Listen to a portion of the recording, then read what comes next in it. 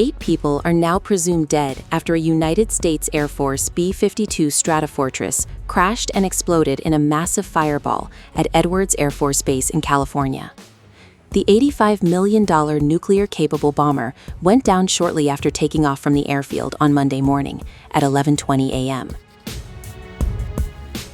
Dramatic images from the scene showed a huge plume of thick black smoke rising over Kern County, while other visuals captured the smoldering wreckage of the aircraft and a massive burn scar where the bomber impacted the ground.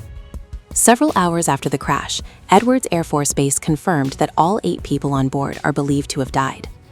In a statement, the base said, quote, "An Air Force B-52 Stratofortress carrying 8 people on a routine test mission crashed shortly after takeoff. Initial indications are that the crash was not survivable." Officials said the aircraft was carrying a mix of uniformed military personnel, government civilians, and government contractors. During a press briefing, Colonel James Hayes said the aircraft went down almost immediately after takeoff and that the crash remained contained within the boundaries of Edwards Air Force Base. Authorities have not yet determined what caused the deadly accident. Hayes said it could take several months for investigators to establish exactly what went wrong, adding that missions similar to this test flight are conducted every day.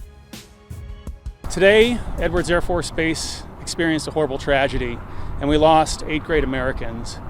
This crash is deemed to be unsurvivable, and right now our thoughts and prayers are with the families of those that lost their loved ones.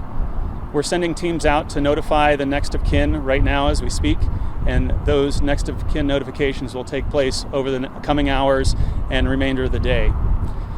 It was a B-52 that was on initial takeoff, supporting the radar modernization program, which is it was a local test sortie. It took off and immediately after takeoff crashed and burst into flames. Our team of first responders snapped into action and immediately cordoned off the area and took the appropriate action to start putting out the flames. While that was taking place, our base responded in kind to establish an emergency operations center and a wing operations center to ensure that the command and control of all base agencies and the response for the recovery effort was underway. After reviewing the footage of the crash, it was deemed that this was an unrecoverable crash and unsurvivable. At this point, we don't have any indication as to what the cause was of this.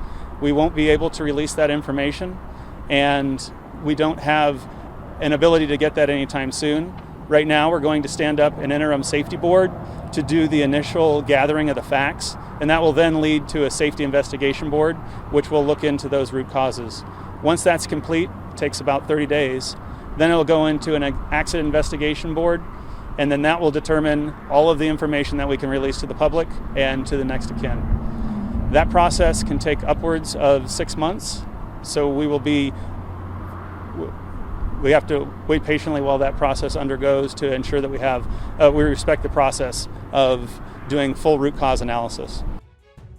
Following the crash, the airfield was shut down, inbound aircraft were diverted, and all non-commercial visitor passes were suspended as emergency crews focused entirely on response operations. The B-52 Stratofortress has been a cornerstone of America's long-range bomber fleet since 1955. Designed by Boeing, the aircraft can carry up to 70,000 pounds of weapons and fly roughly 8,800 miles without refueling.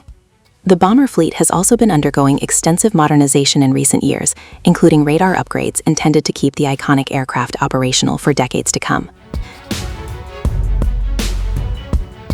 But now, those modernization efforts have been overshadowed by tragedy, as investigators begin piecing together what caused one of America's most recognizable military aircraft to erupt into a deadly fireball moments after leaving the runway.